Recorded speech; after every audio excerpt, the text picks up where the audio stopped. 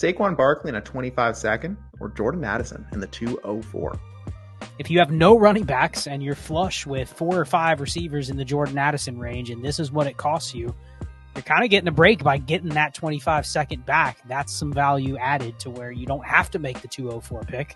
So I think I'd lean that side if I'm running back dependent on my roster construction. Otherwise, the value's on the Addison and 204 side. Okay, let's get it. Bitch, let's get it. Woo!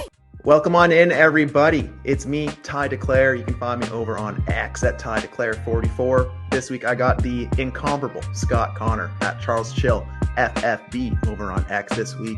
And we're back for another edition of the Destination Devy Trade Show. Scott, we've had a lot of submissions to the trade show. We can only fit so much in this little time that we get. So we're going to go back through, hit some of the ones that we missed along the way. Some good deals in there. But how you doing, brother? Ty, I'm good. First time on the trade show. You've been absolutely crushing it since you took it over, really revamped it, made it your own, have hit a lot of trades in a short amount of time, and I've loved every episode of it. So thank you for having me on, and look forward to breaking down some trades, but also talking some roster construction and some why behind these deals that we see go down in that Discord channel constantly. And I'm amazed at half of them that they even get done. But then you realize that, hey, leagues are all over the place with this stuff. So happy to be here. This should be fun. Yeah. This has been a good exercise even for me, just, seeing different deals, how they're popping up in different places and just how different people are approaching things. It's definitely breakneck speeds around here. So on brand, we'll hop back into this deal. I feel like if I'm taking the Barkley side of this, my roster needs to look a certain way, right? Barkley needs to be my running back one, and I'm making the bet that he is going to fill that spot, and that's why I'm investing in him. And if I have a team like that, and I'm like a running back away, and I want to make Saquon that bet, I don't mind, sending away that Addison in the 204 to get that done. And I like having a 25-second in my back pocket to fill some of those gaps as they pop up throughout the year. But I do agree. I feel like Addison and the 2-4 are more of the live pieces in this draft, or, live pieces in this deal. Addison falls in that kind of replaceable level range of wide receiver, but he's young. He has a lot of opportunity. And, if that Vikings offense can take a step forward, or at least sustain, what they've been able to do, I think Addison's in a good spot. And I think, the 2-4, having a piece in this draft, in that range of the draft, I think it is powerful, and you can definitely do something with it more so than what you can do with a 25-second at this point. But I am curious, I know you've already given your thoughts on the deal. So a 204 and the 25-second, is there a certain range that you find yourself flipped? Like you're in the second, doesn't matter past this range, just give me a future second. Well, obviously in this deal, the person with the 204 valued that higher than the 25-second. Most likely that was the gap that they had to bridge, or they had to cross to get to this trade getting accepted. But I almost kind of look at it and go, do I want to make the pick? Have I made a lot of picks in this range? Can I do anything like this with the pick instead of just trade it out for something else? And if not, it really doesn't matter the number, Ty. We get so caught up in, I can't trade the 204 for a future second because I have to wait a year for that pick. When really what's lost in the analysis is a lot of times there's a reason you don't want to make the pick. The person that has Addison here, they obviously need a running back. Guarantee you probably Blake Corum, Jalen Wright, Marshawn Lloyd, all those guys are sitting on the board. But they don't count as a running back, yet Saquon Barkley is a hammer. And the reality is 6 months from now, we could be looking at Blake Corum going, I would just take him straight up over Saquon Barkley. It's not out of the range of possibilities that that's the case. So it was something they wanted specifically from that spot, and it just happened to have that 204. But is it worth more than this? Not really. This is why you acquire picks like the 25-second, right? Next year, you have this pick. You have the choice whether you want to use it in season, here on the clock, or right before the draft starts, or kick it to the future. But it's the power of not having to decide until it's best for your roster. That's where this deal comes in. Mm-hmm. I agree. And I mean, if you're going to build in a way where, like I said, you're maybe going a little more fragile at running back, you're building around that Saquon. I do like having that ammo in my pocket. So in case that goes wrong, but I mean, I also play in a way where if my bet on my Saquon goes wrong, at running back, you can kind of pivot, but I want to draft like I'm right. So I'd rather, I like having the insurance, but I'm not drafting that second, or I'm not taking that second and 25 just to hold on to it and then try to pick someone in 25, right? Like that's being actively shopped as we get throughout the year. So I mean, yeah, Stone, I think just comes down to what your roster is telling you need. I can tell myself the story on both sides, but yeah, we'll leave it from there. So good work. We're going to jump up to, your co-host, someone who I've been mistaken for on Dynasty Trades in 5. Wouldn't know why, but the Canadian version of Shane says, this wasn't me, but Shane, he acquired Kyler Murray, Deontay Johnson, Kenny Walker, a 25 first, a 25 second, and another 2025 second. He sent away Justin Jefferson, Alvin Kamara, and Will Levis in a 12-team start 10 Superflex PPR with a 2.0 tight end premium and a quarter point running back reception. So, Scott, there's a lot of moving pieces here, a lot of picks. Do you see anything in here that we can cross off, or where does your mind go when you see this deal? Well, 0.25 running back receptions. That's a new one. I don't know if you've seen that one before. But not necessarily. When I saw 0.25 RB, I'm going, okay, it's point per carry, right? Which then I'm going to value somebody like Ken Walker a little higher than the receivers on the other end, or in this case, somebody like Deontay Johnson, Ken Walker. Ken Walker is the piece you would want in the point per carry versus the Deontay Johnson in a 12-team start 10 would be a little neutered. Here, right. 0.25 RB perception, I mean, doesn't really add a ton to running backs, especially non-pass catchers. So I think you probably just value Ken Walker like you would. So let's just go through the deal. I mean, do you really see a big difference here between Ken Walker and Alvin Kamara, the way we value running backs? I mean, I'd prefer Walker because he's a better asset, but I think we can maybe take the 25 second in Walker and wash that with Alvin Kamara, right? If you want to throw the second and 2, yeah, I'll call that fair. Yeah, I mean, I was pretty much ready to go Kamara and Walker. Like, I agree. I would take Walker in a vacuum, but I can argue Kamara fits the format more. But yeah, like however you want to cross that off. So whether you take the second or not, we'll just leave a second, to be evaluated in a second. Then you go Kyler Murray, Justin Jefferson.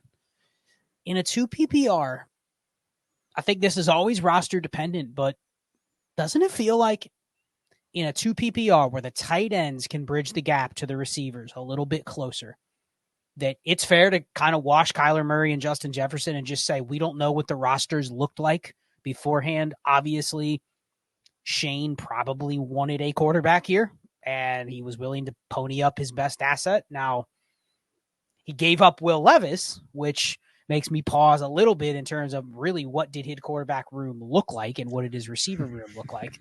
But can we wash Kyler Murray and Justin Jefferson and just say some leagues that would get done, other leagues it wouldn't, depending on the scoring, the quarterback market, all of that. So I think we can go Walker a second and Kyler Murray for Justin Jefferson and Alvin Kamara. Yeah. And then all of this other stuff for Will Levis. Yeah. So it feels like my co-host came out on top on this, and maybe there's some nuance to this that I don't know, but I think getting the first on top of Kyler to move Jefferson basically, and then getting Deontay Johnson, Will Levis in a second, give me the side that has these 6 pieces, which was Shane's side. I think that one wins here. Yeah. As I'm looking at it, right, like I broke it down pretty similarly. Kamara, Walker, and I think, the way you did it, Kamara, Jefferson for, let's call it Murray, Walker, in 2 seconds even, right? Whatever that gap is between where Justin Jefferson should go in startups and where Kyler should go in startups. We know our community. I know Shane, right? He's going to value Murray pretty well damn near in line with Jefferson, right? So, and Nick Six should know that too, which is interesting. And then he essentially, with your process of elimination, it was Deontay Johnson in a first for Will Levis. For Will Levis. Yeah, I mean, when you do it Ty's way and you're going, Nick, man, what were you thinking here? Yeah. Doesn't it feel like there's some context here that maybe could it have been a situation where Nick had like Kyler, but Kyler was his QB4 or something like that and was just desperate to get non-quarterback value, but then he took Will Levis back. So I don't know, man. Right. I don't know. It's the first of it all that's throwing me off, right? Yeah. Like if that first wasn't there, I could be like, okay, like you've cleaned out your cupboards on Kyler. You needed that Levis back. I mean, Shane did say here, right? He thought he'd be able to flip some of these assets after the deal with no luck so far. So maybe Nick was sitting here. He has that Deontay. He's just getting offered a 26th third for Deontay and can't do anything with that, right? And he has a team that's ready to go, and he's just trying to secure that win now. And he has these picks he sees that are probably going to be late. And, like I said, maybe he has Burrow and A-Rich, right? And that Kyler's there. Shane likes Kyler. I just don't think I'm sending that package with the picks and the Kyler just to get into the Jefferson in this format. But maybe there's additional context we don't have here that would sway that. Given that's the case, if you took Will Levis and the first out of this deal, do you feel a little better for Nick's side? Yes, he paid, but that might have been the tax he had to pay to get out of the I have too many good quarterbacks and I'm looking for just a hammer non-quarterback, and Jefferson was the one that was available. I think if you justify it that way without knowing the teams, if you took away Levis in the first and you let me keep my first, because if I'm strong at quarterback, why do I need Will Levis back? Mm-hmm. I could justify it that way, but that's the puzzling part to me is, I personally wouldn't value a QB3 coming back in this deal if it means I have to give up my first. And that's where you can almost look and go, man, I had to really include my first. Is another quarterback the best I could get when I just traded away a top 10 quarterback in Kyler? I would have preferred something different. I would have preferred to keep the 2 seconds on my side instead, or, you know what I mean? Just something different besides getting the Will Levis share back, because he's probably one of those pieces that's hard to move. Yeah. When I saw this, I was like, well, Levis is a more or less zero in that deal for Scott. And I can see why, right? Again, if I'm moving away Kyler, I don't want to give value back in that return to go for another quarterback. Shout out to you and Cody. You went through 70 quarterbacks, right? And just figured out what the priority backups look like. There's so many ways to approach quarterback that if I'm moving away someone like Kyler and I'm moving out of that elite tier, I don't really want to have half of that value be just put back into quarterback. And then I'm getting like some stuff back. So I think that's probably where the holdup is. Yeah, if some of these picks are not there, or there's something else on this side, maybe other than Levis. Like if you took that Deontay and put it on this side, maybe it's a little different, right? But good work, Shane. Nick, good work getting a deal done. Shane, good luck moving those things. All right, we got Giles, a 12-team start 11 PPR, 6-point passing touchdown with a 0.5 tight end premium lineup. This is so small. I'm sorry, I'm all the way zoomed in. But we got on one side Puka Nacua and a 2025 5th-round pick. This league has 5th, Scott. And on the other side, they're sending away Deshaun Watson, Hollywood Brown, Romeo Doubs, and Zamir White. Scott, I'll tell you this. In a start 11, it's not really deep enough for me to really value, bench depth and all these kind of bench shots for that. Maybe I can plug into my flex in that 11th spot. I want Puka Nacua here. The way that I dynasty and the way I'm approaching it, I can figure out Hollywood Doubs, Zamir White, and a quarterback at a Deshaun Watson level. Just give me Puka, and I can construct the rest of it. Do you see that any differently? Now, at first, I'm sitting here thinking, all right, I can justify why the team maybe wanted a 3-for-1 or 4-for-1 in this case. The 5th doesn't really matter. Then you look at what they got, and I like all the pieces that they got to a reason I could see why you would want them. But as soon as I start thinking I have to give up something for them, that's where I start to pull back. Say, could I have acquired these pieces differently? Now, I've tried to buy Deshaun Watson. It's easier said than done. You listen to other pods or you go to other sites, even go on X, they'll tell you, Deshaun's, you can easily get Deshaun. Any first, you'll get Deshaun. Until you're trying to get him. That's I really kind of need him on this team, or I think he's going to bounce back, or I'm selling low. And whether you believe that or not, it does feel like if you come with an asset like Puka, that's enticing somebody to really feel like, hey, I'm getting out on all the risk. The risk profile of Deshaun when you were just offering him random 26 first now looks different when you're offering him a top 8 dynasty receiver. So I think the biggest problem I have is that the other 3 pieces you got, and I like Hollywood Brown, I like Zamir White, Romeo Doubs, if I could flip Romeo Doubs for a 3rd, I would do that and be a little more fine with the deal. Right. But doesn't it feel like I could piece together this entire deal on the other side without Watson even for just spare parts? I'd be willing to probably move a random 2nd plus something to get Hollywood Brown. Zamir White, I would take Zamir White, but to the point where I'm actually trading something for him, that feels like I'll just wait until he's good in 2 weeks, and then in week 3 I can buy him for a second. Something else. He's the type of player that other people, when he's playing, what are they going to do? They're excited to get rid of him, right? They're trying to sell because they're going, this is never going to last. He has no pedigree. I know he's not that good. He just happens to have a role right now. So it just feels like you paid a premium price for something you could have recreated cheaper. So I see it. Start 11. I need starters. But this is the team. Giles, well done. I would take the Puka side. You go back to this team in a month and go, hey, you want to trade your first?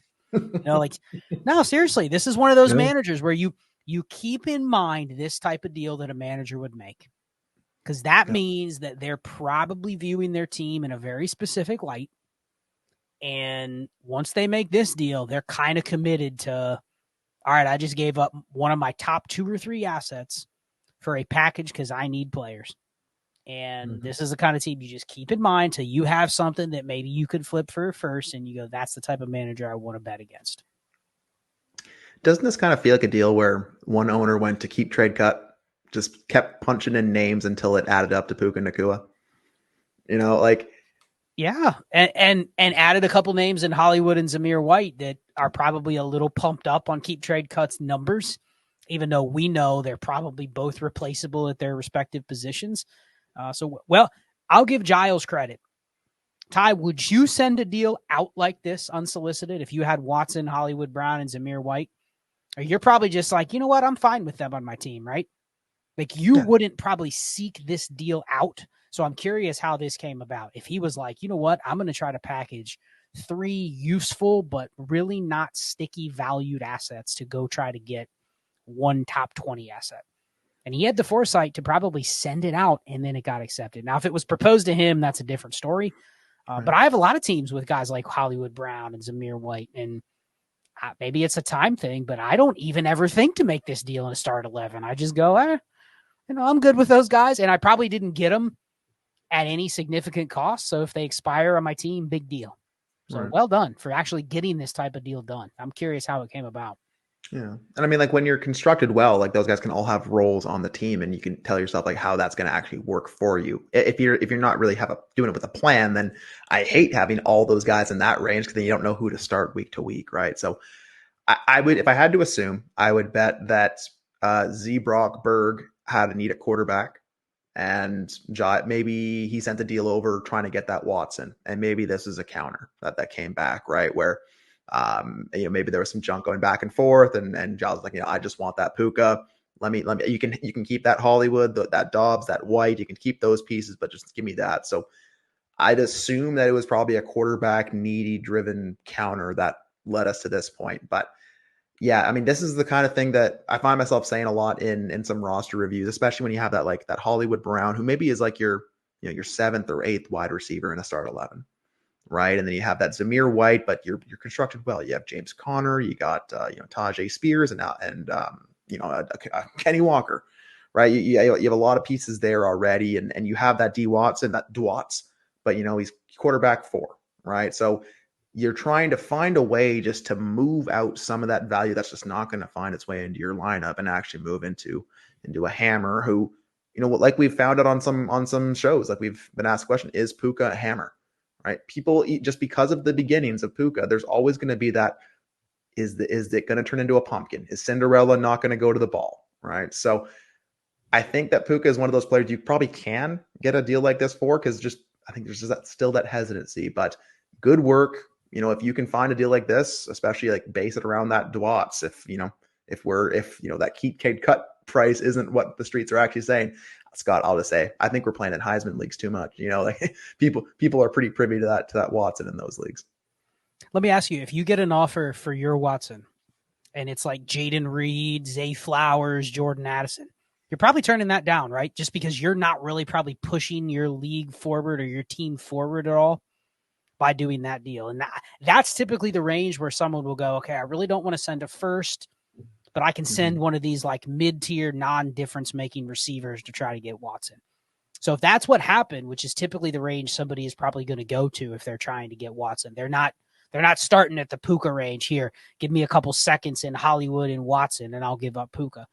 But if you get an offer like that and you go, all right, I'm not super high on Watson, not me personally, but the person that has him, but they go, man, does adding Jaden Reed as my wide receiver 6 really help me that much? So immediately you look to counter and you go, okay, what can I add to go get something of actual like difference making caliber, which feels like might have been what happened here. Is they're willing to trade a receiver, but it wasn't a receiver where you go, okay, that's a slam dunk deal. So if you get one of those offers, I'd still lean the Watson side. See if you can up tier. And in a start 11, like I said before, we're not probably looking to send 4-for-1s. Like we're not actively going here and let me send 4 pieces for one, unless obviously the waiver wire can be picked up or something like that. But good job by Giles here, getting ultimately what he wanted. Absolutely. All right, we got that man goat rings. We got a couple here from him, so we'll hit these. So 12 teams, Superflex start 11, non PPR full, non tight end premium full PPR. Addison was the wide receiver 8-9 in the team. Wanted to share a Worthy. Scott X Worthy in a second or Addison. That feels pretty processed, but I almost want Worthy over Addison. Just if I had to choose in a vacuum. Yeah, I mean, we talked to Addison earlier. Like the KTC value has Addison higher. However, it feels like Addison is he's parked where he is. The car is parked. It's got a flat tire. It's not moving. It's still a good car. You just need to kind of get it back up to speed and it'll be fine. But I'm not trying to trade for fine here. You ended up getting the asset where one big game, especially if Rashee Rice goes out. Again, I'm not even saying Worthy's better than Addison, but you can see the narrative where by week 3, people are going, Xavier Worthy was the steal of rookie drafts. He's tied to Mahomes. And then you add in the context of it's my wide receiver 8 or 9. So you're looking at Addison going, all right, that's just a vehicle for me to gain even more value. So you got the free second in a start 11, which is valuable. That's a free running back I can probably buy during the season. And you got the better asset that has even more flexibility, I think, going into the season. You know, Ty, going into the beginning of the year, you're not adding Jordan Addison anything significant to get any big deals done. I can't envision that being the piece somebody else is seeking. I can see the Xavier Worthy being a piece where, can't you see Worthy in a second getting you to like a Tyreek Hill or something like that at the beginning of the year? Because people go, wow, Worthy could be the next Tyreek. And I can immediately move him if I want to. So this goat ring smash this deal. Yeah, like this is just paying. You're flipping a coin, but you're paying to get the side of the coin that you want, and I don't want to do that in Dynasty, right? Like, yeah, goat rings. You know what you did here. I don't need to go into it, right? But yeah, give me what I would argue is the more flexible asset, the asset that's going to be ascending sooner, in my opinion, and you get the second with it. So good work. And in the same league, 20 minutes later, goat ring sent away Rashee Rice and James Conner, and got a full draft class from AGUR 23, first, second, and third. Again, Rice was the wide receiver 8 and 9, just got that X Worthy. Scott sending away Rice and Connor for a first, second, and third. Where does that land for you? Yeah, I mean, again, you could justify paying what was paid here for Rice and Connor. I wouldn't do it. I'm giving a lot of flexibility for 2 questionable assets. But in Goat Ring's case, this is just classic portfolio. I just acquired Xavier Worthy, which means in my own head, Rashee Rice should be a little less valuable, right? Because I just made a big bet on Worthy, not a huge bet because I literally got the free pick on top of Worthy. So it's not like I'm all in on Xavier Worthy. But then you turn around and get more flexibility. Now you have an extra second, third, and you added a first here. So now we're working with 2 seconds plus a first plus a third. And all we gave up, really, the net loss was James Conner. And we're down a wide receiver 9. So, I mean, it's a perfectly executed deals back to back. When you put these 2 deals together, you're looking at the side that got Rashee Rice, James Conner, and Jordan Addison, and you're going, what are you giving up all of that for just to get 3 players? And you give up a ton of flexibility. Yeah, goat rings, love it. Yeah. Love doing these back to back. You make the first deal. Again, I don't know how this was brought up, but did he go, all right, now I have Rashee Rice. Let me pose to my league that I'm now down on Rashee Rice, so let me try to trade him, right? I just traded for Worthy. Hey, who wants Rashee Rice? And then this magic gift showed up under the tree. Yeah. It feels like you're paying full freight for 2, I'll call them shaky assets, like James Conner. You're paying, a second and a third for Conner in May, more or less. you're pretty. Connor better be running back one. Benson better be quiet. Like there's a lot of things that has to go right for that to truly pay off. Because I'm not acquiring Connor to move Connor, right? I'm assuming if I'm buying Connor at this stage, he's dying on my roster. And then you're a first for Rice. I'm fine with that. But yeah, if you can have my wide receiver 8-9, and I'll take your first. I'll make that deal pretty much every time. So good work, Goat Rings. You did it. You did it. There's nothing else to really say there. Okay, here we go. 10 team, start 9, Superflex PPR. Been desperately trying to tier up. We got 2 deals done back to back. Here we go, Scott. Back to back deals. One side, we got AJ Brown and Jonathan Taylor being moved for Jahmyr Gibbs, a 25 first and a 25 second. So when I'm looking at this, Scott, I mean, Gibbs to Taylor is the first place my mind goes to. Production wise, I could blink and say that they're either going to be the same. I could see a reality where JT outscores Gibbs. But dynasty value wise, I think Gibbs is the one who holds probably more future value and one of the few running backs who does. So, I'll give the Gibbs side a bit of credence there. Call it an extra second's worth of credence, like JT in a second for Gibbs. I might not really want to do that myself, but I'd say that's probably about market value. I'm paying a first and 2 seconds for AJ Brown in a 10-team start 9, most times. So when I just break this down initially, I'm going to lean AJ Brown and Jonathan Taylor. But hey, I'm a big AJ Brown truther.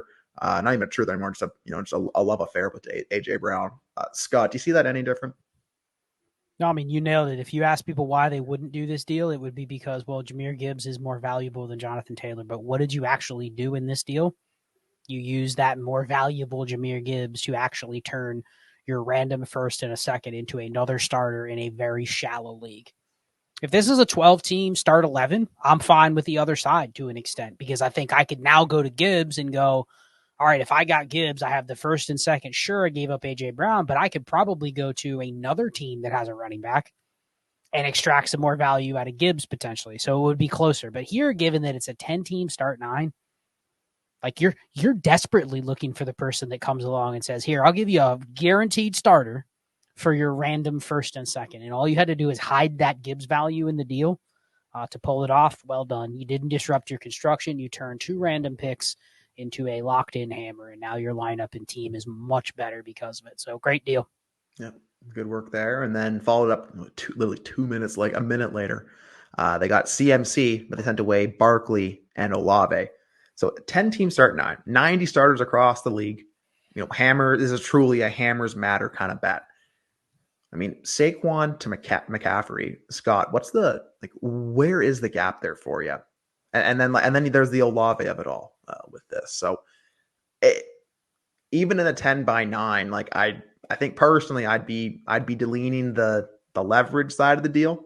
But again, it looks like you've been desperately trying to tier up. So you probably have a lot of options that you've been dealing with. So, I mean, Scott, if you desperately need to tier up, is this the kind of move that you're trying to make to get up to CMC? Well, no, I would just answer it very, very, very, very bluntly. This is not what I'm looking to do, only because the way that I play, sure, would I prefer CMC over Barkley? Yes. But there's a difference between desperately trying to tier up and kind of just throwing stuff around because it's what presented to you right now. Meaning that person is probably looking at McCaffrey going, he's the best running back in the league this year. But there's still probably 40% chance, just randomness, that you go Barkley could be better. Barkley could play all 17 games, have his best year ever, and McCaffrey could be out in week 2. Now, you're projecting injury, but the point is, this isn't how I want to tier up in May. I would much rather, and you hit the nail on the head without even knowing the other teams, if you're just throwing Olave in the deal, you either don't like Olave or you have 2 or 3 other Olave types where you're just going, I don't care about these guys. I got a Devontae Smith here. I got a T. Higgins there. It doesn't matter. They're all on my bench. I don't care. And if that's the case, then I'm still being reckless with the Olave. I would much rather go to the teams that have a little bit of a shaky management history or team history and going, all right, can I trade for my excess and just pick up your future first? A, they're more liquid. But B, I have a much better shot if I have 3 or 4 firsts in a shallow league like this of actually hitting on a difference-making pick next year. So this isn't the type of deal I'd want to try to do because it feels like I'm going – this isn't an 80-40 tie. This is like a 85-65 deal. Yeah. And I'm giving up the 85-65, and it's kind of a little bit of an arrogant bet, just saying McCaffrey is so much better than Saquon. Here, have my free Olave who – by the way, is probably a fringe starter even in a 10-team start 9. It's not like he's a bench fodder. He's not Zay Flowers or Jaden Reed. Like, I could understand that type. But I'm giving up like a top 12 dynasty receiver here. So I'm not doing it. I'm taking the Barkley Olave side. So I do not like this one as much. You got that JT AJ Brown deal done, and then you turn around and kind of gave away that extra value here in this deal, I think. the paycheck hit your pocket, but then the tax man came and took a little bit back, right? But like both Saquon and McCaffrey, they fall in that range of running back where they're going to produce, and I'm betting on them to produce, but the future value piece really isn't there for either of them. So really it's how much you're going to source me right now. And running back's one of those positions where it's hard to repeat as RB1. Like usually there's turnover year over year of who is the RB1, right? So yeah, it does. I think arrogance probably like it's a word, right? But I think, like you need to be right. It has to be McCaffrey, and Saquon has to not be a difference maker for that to really pay off for you. And we haven't really we barely discussed the Olave piece of that deal. Like you broke it down very well. Like I think, Olave just falls in that. You don't know really where he falls in the 10x9, but I know that he can be a starter if I'm constructed right, or he fits that threshold certainly. So he's not a nothing. He's not just a toss, and he's not the extra 35% to get a deal done, right? So, I mean, if there was a second with going with McCaffrey, just something coming back, something that you can tell, is it any closer for you, or it's just the percentage are just off for you? Yeah, I think it's just the timing of the deal, and arrogance. We use arrogance as like a negative word, but really we're all arrogant at times. Yes. We all are just convinced this is a hammer, this is a threshold receiver, this guy's an RB1, and then these other players aren't. And sometimes it just takes a second or third pair of eyes to look at the deal and go, man, you're just confidence is a better word. Sometimes we use confidence and arrogance. They have different connotations, but effectively you're just doing the same thing. You're saying the outcomes when really, if you put this up to a Vegas line and you said who's going to score more WAR per se, or however you would want to measure it, I bet you the line on Barkley and Olave combined would probably be in the favor of that side. So it's just it's a second doesn't move the needle much, makes you feel a little better. Do you think you could maybe do something else with the second? If you can make another deal like the AJ Brown deal and you need an extra second to throw in, then sure. But I think it's more of just the quality of the second piece you're throwing in here that turns me off. Yeah, that's fair. That is fair. Yeah, hiding your own username in the deals, that's a new one. So good one, Hinky. Good one. All right, we got Kugski here.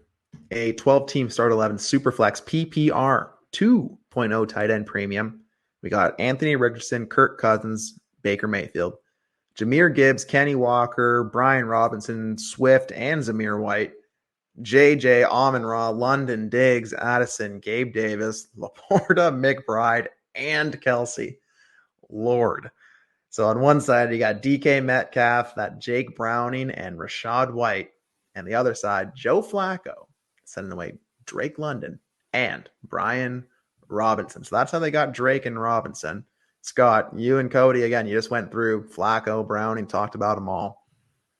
The DK to London tier up, we'll call it, and then the Rachaad White, Brian Robinson swap, and then the swap of the quarterbacks. Looking at this team, I mean, geez, like the tight end advantage is huge. You have the elite tier quarterback with two guys who could be a top 16 weekly. Looks like you're just trying to play around in the names in these ranges. So, I mean, Scott, you have Gibbs, you have K9, you got JJ, Amon-Ra, moving up from DK, moving down from White, swapping backup quarterbacks, getting the Amon-Ra, we're getting the backup for AR as well. So trying to play a little bit of that game as well. Where does this one land for you? So I'll have you do a little math, Ty. What would you prefer? A quarter, a dime, and 3 nickels, or 5 dimes? Ooh. I mean, I do like things that jingle, but in general, I'll take the quarter piece of that, the quarter and whatever else on top of the quarter. If you like the look of the quarter better, or you like that it's the biggest coin in the trade, then fine. Yes. But the idea is you're getting 5 coins in either deal. They both add up to 50 cents. You traded away a receiver, a running back, and a backup quarterback for the exact same thing on the other side. So just to look at the context, obviously there's some motivation to get your handcuff quarterback, right? That's probably one thing that drove the Jake Browning versus Joe Flacco. It's funny. I've tried to send some deals like that where I get my handcuff quarterback, and immediately it's the handcuff that I want somehow has more value. Man, did you see Flacco play last year? And all of a sudden, the A-Rich injury is now at the forefront of the trade. The Burrow injury, we're not talking about that. Yeah. You know, I'm giving you Jake Browning. That doesn't count because Burrow's looking good. He's coming back. His arm looks fine. But, man, what if A-Rich goes down again? So I've tried deals like that where it's like the backup QBs should be equal. Both sides should be kind of motivated to go on. Now, if you just told me I'm going to bet against your quarterback and I'm just going to take your handcuff and I don't even want my own, then I respect that. But I'm guessing that's not how this went. So right. Flacco for Browning, we can wash those. I don't know, man. Like, is it just not that exciting with this deal? It is, but I can see the mindset, though. I'll make the tie break here. I'll take Drake London just because I think there's a world where I have Drake London with Cousins. It either gives me a little more boost to my lineup or I just have the better asset. I have the best piece in the deal that I think could get me to something elite if it came down to it. DK and Rashad White, you probably get the most production out of DK and Rashad White, to be honest. If I had to bet, I would take those two over Drake London and Brian Robinson. Mm-hmm. But in terms of what I can do with them, I'd rather have the Drake London piece, which could fizzle out. But I'll take the London, B-Rob, and Flacco just because I see the tiebreakers as to why I got London with Cousins and why I backed up Joe Flacco for my Anthony Richardson. Yeah, absolutely. Yeah, see, you stacked up, which is cool. But even just looking at the running back and the wide receiver rooms here, I'm okay taking the dip when I have Gibbs, K9, Swift, Samir. Like, I'm okay taking the loss in value there if that means I can go from DK up to London in this wide receiver room. So doing that, getting your back up, sure, good work. Like, again, I think it all comes out in the wash, and it probably works for both sides really well. So way to get a deal done that does that. But I can see how you have tried to finagle that. If you get a guy like B-Rob there and you've traded away one of the probably running backs like Rashad. I think Rashad White, you have a better shot of moving in a random league than you do B-Rob, right? Yeah. Oh, yeah. Does this make you now be willing to go to like Ken Walker and try to trade him? Just because you've replaced that flexible running back that you could move with another one that you probably can't move. But I also don't need Gibbs, K9, B-Rob, DeAndre Swift, Samir White. It feels like I can move from that range that I think I can trade at least one of those. But doesn't it feel like you're kind of locked into the back three? Oh, yeah. And the ones you could move would be Gibbs and K9. So I'd immediately throw, okay, what can I get for Ken Walker? Yeah. Can I get a first? Pair up Baker and K9. Can get a first and even something, maybe a little plus on that, right? Yep. Like, do something like that. I think you're definitely probably making yourself more flexible by doing this deal, right? So I can see that. So. And who are we to tell Cooksey what to do? I mean, he's sitting on Laporta, McBride, Kelsey. In a 2 PPR, like we have plenty of flex options here. Samir White's probably not hitting the flex in this league anytime soon. So good deal. We're probably okay. All right, here we go. Real barn burner here, Scott. 12 by 11 best ball, 2.0 tight end premium. Zay Jones in a fourth or Rashid Ali and Isaac Guerrero? Ugh. You know what? Zay Jones, I don't really care, but in best ball, I think you could argue the Zay Jones piece is a better shot of hitting your lineup than either Isaac Guerrero or Rashid Ali. Yeah. And I got a 4th rounder back. I don't know the waivers. We don't know how many total roster spots here, but I bet you there's some running backs on waivers where you go, they have just as much of a shot of hitting a lineup than Guerrero and Rashid Ali. Do you feel comfortable with any of those like 4th or 5th round or UDFA running backs right now on your best ball rosters? Like no. Those are the first to go for the wide receiver 13 come the season. You know what I mean? You So it feel feels like you feel you great until you got you get that first waiver claim run, and you're like, oh, someone one of these guys has to go. I guess it's Rashid Ali, right? Like or yeah, whatever. and Yeah, you know what else you did here? You freed up a roster spot. yeah, How many of your best ball leagues are you always going, man, I'm glad I have those extra roster spots or two so I can add, the Zay Jones that now is on a team, or, Paris Campbell I can add when Devontae Parker retires. Like, you always want roster spots in best ball, but if you drafted Garendo at the 405, talk about that, Ty. In best ball, do you even want to be drafting a fourth round running back like this? Like, aren't you better off taking a shot at a receiver or just getting out for a future fourth, which he also did in this case, just after he made the pick? Like, there's some theory here. In a lineup league, Zay Jones is worthless. So I'd go the other side, to be frank. But in a best ball league, it's not even close. It's Zay Jones in the pick because it's also the player I can add on waivers. And I'm going, that's probably a receiver that I'm going to go, I wish I would have traded Isaac Garendo for that receiver when I could have. right. Yeah, no, 100%. Like Zay Jones and best ball, I love Zay Jones and Underdog too, right? Like he fits what you're trying to do, which is just amass lawn darts in that kind of range. I mean, that he's probably going to get some work. He's going to have some weeks. You never know when, but that's why you have a stable of guys. Yeah, you clear up a roster spot, get a fourth for 26, whatever that's worth. But yeah, I mean, if I'm sitting there in the fourth, I'm taking like a Johnny Wilson over either of those running backs. Like I'm not trying to roster zeros, and I'm damn sure not trying to draft guys who will probably be zeros, and I'll probably be cutting come season, because I hate to get into the situation where I'm sitting there and I see a Zay Jones type sitting there on waivers, and I'm like, I drafted Garendo. I have to hold him. I can't do it. I have that dynasty paralysis, Scott. I just can't move off him because I paid that for that, and now I need something to happen there. So you're getting rid of that problem right there and just moving into a Zay Jones and a free roster spot. So yeah, I like it. Okay, so we got to the end of this one here. So let's remove it, please. And then we'll go to Royce DeRuler. Here we go. A 12-team start 10 Superflex 6-point passing touchdown tiered PPR with a 1.5 tight end premium. So I'm going to assume 0.5 for running backs, full PPR for wide receiver, and then 1.5 for tight ends. Cousins, Jones, Russ, Kamara, Najee, Cans, JJ, Godwin, Terry, JSN, Sutton, and Hawk. Trying to compete this year, but accepted the deal because of what they can do with the picks, mid to late. Thoughts on the move? So let's see if y'all can see this. I don't know why it's not. There we go. So we got Godwin, a 2025 first, a 2026 first, and a 2026 second being moved for that man, Puka Nacua. So Scott, we got 2 picks going into 2026. 1 pick in 2025. Chris Godwin, who, on a 12 by 10, he's a threshold wide receiver, but I've not placed any kind of major market moving value on Godwin. We've talked about Puka. Godwin, 2 firsts and a second.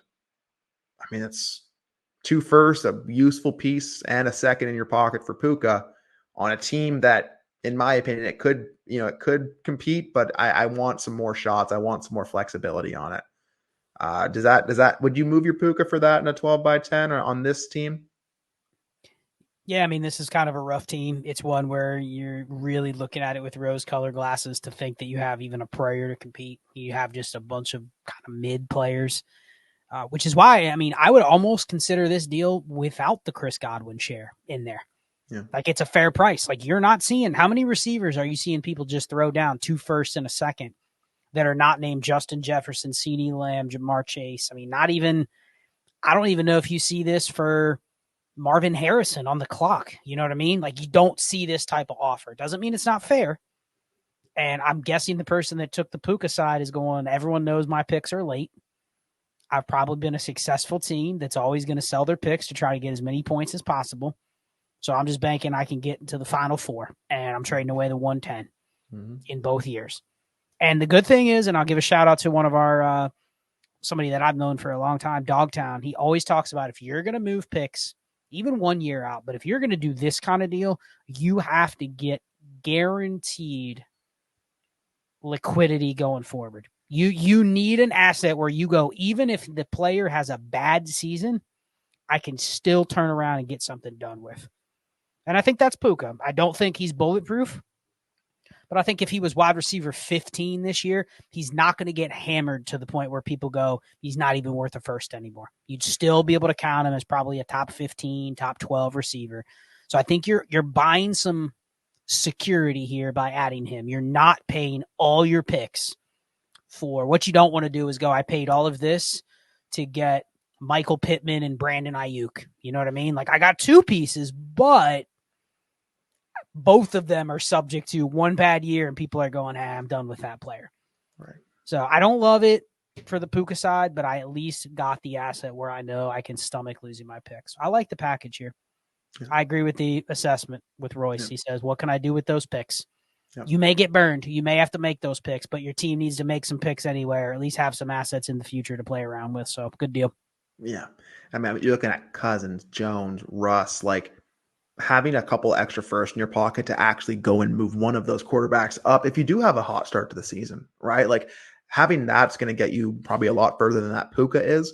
And Godwin in this wide receiver room, you just need threshold guys. Like I don't need the best. I got a JJ, which is cool, right? But just if I'm moving away at Puka, I can just plug that Godwin in and I get 2 firsts and a second in my back pocket. Yeah, 12 by 10.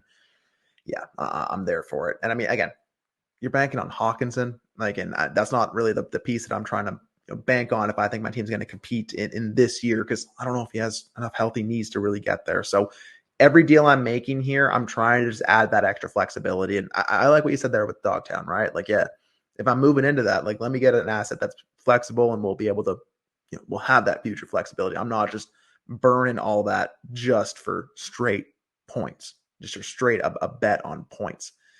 I mean, hey, people want to tear down Puka, though. I know people are just waiting for something to go wrong to just tear that Puka down. But I agree. I don't think everyone's going to do that. So, yeah, good work. Keep pulling that one out.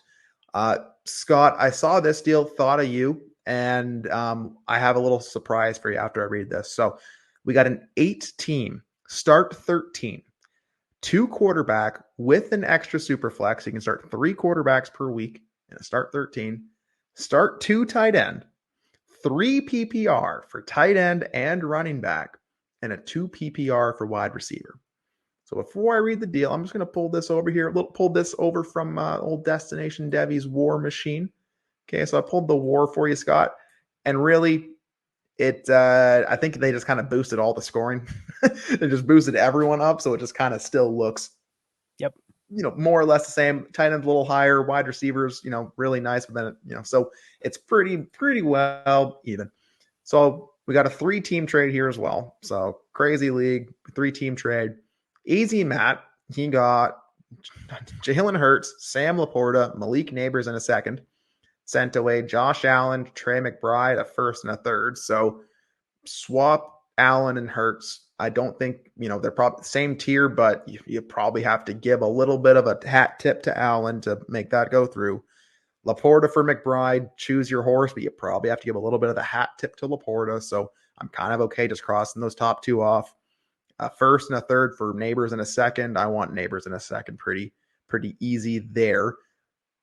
Start 3 quarterbacks, 8 by 13. So just that piece of the deal there, Scott. How do you break that down? I mean, it's a lot to kind of go through. It's probably a very unique league in terms of the scoring, the setup. I mean, this isn't your typical trade. The 3 PPR intrigued me until I said that it was 2 PPR for wide receivers, which just completely nukes the fact that there's that tight end premium. I mean, there's still some scarcity, meaning I'm guessing that having somebody like Laporta or McBride is still a big advantage, given you have to start 2, and just the nature of how the tight end position scores. It drops off pretty quickly into streaming territory. But McBride and Laporta were swapped. Yeah. Honestly, between the 2, Ty, I don't even really care.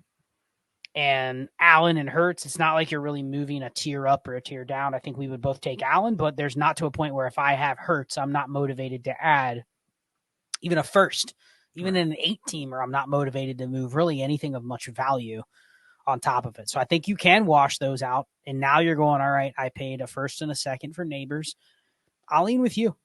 I think if you just wash the tight ends, sure. Do I wish I had Josh Allen over Hurts? I'd probably take him 6 out of 10 times. But I'm not losing sleep because now I plug in Jalen Hurts in that spot instead of Josh Allen. I'm Right. taking maybe a 1-point loss. I mean, depending on the scoring, it could be more. We don't know what all the other scoring, everything I'm assuming is juiced. But yeah, I'm giving the Neighbors side. 2 PPR, if he's good, that's going to be the regret.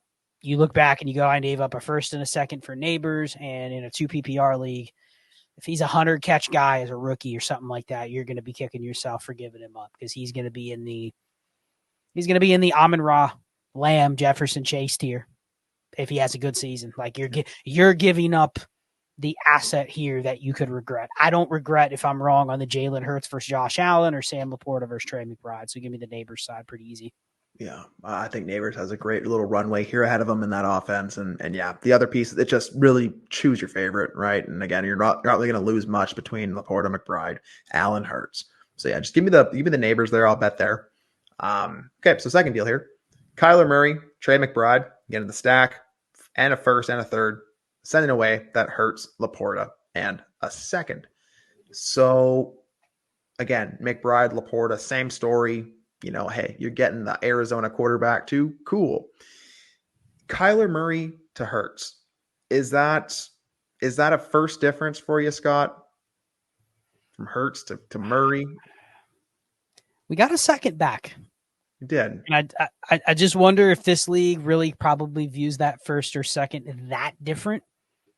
I've been in leagues where when it's pretty deep and there's a lot of weird stuff going on that people don't view that late first much different than that early second. Now it is a first, but Ty, how do I phrase it? Is it one of those firsts where people have already pigeonholed it as to what it is? Right. I mean, we're in some leagues like that where people will just flat out tell me your first is going to be late. And I'm going, dude, I'm offering you a random first. And the response will be, nah, that's probably the back end of the lottery. And at that point, the league's kind of on to what you're trying to do with the first. So sure, it says a first, but really the opportunity cost is what you're losing here. Finding that fish on the hook that goes, ooh, it's a first. The person that doesn't really pay attention, that just accepts your first mid-season, not realizing, yeah, probably I should have got a little bit more for what I traded just for your random first. So that's what you lose here. I think I'd take the Kyler McBride in the package side. I think give me that extra first. I'll gamble that I get enough out of the two players that I trade away or that I get for the same players at the other position that I trade away. Give me the side with the first. Yeah. I think in an 8-team league where you can start 3 quarterbacks, I think I want to stay in that probably top 10 to 12 range of quarterback where I can. And let me extract any value out of there. But more importantly is I'm just keeping secure in my construction and then just extracting some value. So I like doing that. I like getting a little correlation there as well. I'm fine swapping that stuff around. But yeah, you nailed it, Scott. Like once that mystery box appeal of the first is gone, what is it really? Right? Because what happens in the first when you actually put a name to that player? The mystery box appeal is gone and you lose that piece of it. So you can see that coming down the line. So getting ahead of it now, I can see why you would do that. And then we got the Bills fan, Kevin83, getting that Josh Allen, sending away Murray and Neighbors. Scott, I mean, again, like I like Murray. Maybe it's a blind spot of me. I really like Murray. I think I would take him over many quarterbacks and draft him higher in a startup than what, ADP tells me I should have to. And I really like Neighbors. Am I crazy for wanting Murray and Neighbors over that bad man, Josh Allen? No, I mean, think about, you can start 3, right? If you can extract value out of the one at the very highest end of the range of outcomes and pick up guys like Neighbors or future firsts along the way, you're just going to continue to do that. You're going to look up and go, okay, yeah, I don't have Josh Allen and Jalen Hurts anymore, but I have Kyler Murray and I have Dak Prescott, and I still feel damn good about my quarterback room. Now, is there as much? Really, all you're trading away here, Ty, is flexibility. Yeah. Josh Allen has an extra year of flexibility. He hasn't had a serious injury yet. He's always performed, top 5 or better for the last 4 years. Like, he's going to be given a mulligan year that Joe Burrow, Justin Herbert, all those guys have already gotten. You know what I mean? Mm-hmm. So he's got a little more flexibility. Kyler's already used his up. Kyler gets another injury. Okay, now we're wondering, all right, he's good, but he's just not going to have the appeal that he used to. But when I can convert that to real value, it's like, oh, I just got Malik Neighbors thrown in. Oh. Just that 103, 104, Scott. Just that little bit, right? This is another one of those 90-70 deals. Where, yeah. You gave up the 100, but you didn't. It wasn't an 80-40 deal here. This was one where you ended up getting like more than the change you were owed back. So love the series of deals here. Very. How do you react if you're in this league and you see all these players flying around? I assume within a pretty slim period of time. Oh man. I mean, and you rarely see a 3-team trade happen anyways, right? And honestly, all 3 of these like teams kind of did more or less the same thing, just move around tiers, move around picks, and swap things around. So probably why something got done. But yeah, I mean, an 8-team league, damn near half your league is in one deal, right? So you better get moving with it. But hey, Scott, speaking of moving, we moved through this hour. That was damn quick. Thanks for coming on. I mean, again, I've been plugging yours and Cody's show twice here already. So what else do you got going on? Where can the people find you? And yeah, again, just thanks for coming on here. Yeah, man, anytime. You've done a great job with the trade show. I love how you've gotten pretty much all our content creators on here to do the trade show with you. It's really cool to see different perspectives, not just mine, not just Ray's, not just Shane's, but just cool to see everybody at DD. We have a lot of people in our community that are smart, that are making sharp deals. So kudos to you for doing so well with the trade show. I would check out everything that we're doing on the channel, the pod feed, the YouTube channel. I'm doing my Underdog stuff, really enjoying diving into the Underdog theory and strategy. And I know there's a lot of people that are going, Scott's selling out from Dynasty and he's just doing Underdog. But really, it's training your brain on a different game. I'm a game theorist. Mm-hmm. You show me a game and I either like it, and if I like it, I'm going to dig into what are all the angles, what are all the rules I can exploit, what are all the edges where I can go, okay, maybe nobody's thought to do that. If I don't like the game, I'm just not going to play it. But that's what Underdog is. So it's really the end goal is just to continue to sharpen your mind, and that's what the trade show is. You may not like the leagues that people are playing in, but being able to sit there and think about, okay, if I was in those shoes, looking at this graph, looking at these numbers, looking at this psychology as to why, that's what makes you a better Dynasty player, better game theorist. It's better at anything, whether it's a card game, a fantasy game, any sort of game. Like, it just keeps your mind sharp. So thank you for having me on. Check out all the content creators. You know where to find me at Charles Chill FFB, and all my content is on Destination Devi and Trades in 5. Absolutely. Yep. Thanks for coming on. If you want your trades on this show, patreon.com/ALLGAS. Come join one of the best communities. We're in voice chat, live streaming Underdog drafts together. Like, we're always in there. It's popping. Wait till we get to the season, people. It's going to be crazy.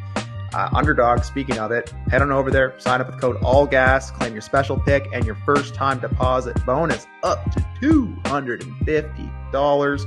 That's what, 10 BBMs right there. Bang. If you found this actionable, entertaining, somewhere in between, hit the like, hit the subscribe. Tune in next week. We'll have some more fun. Scott, thanks for joining.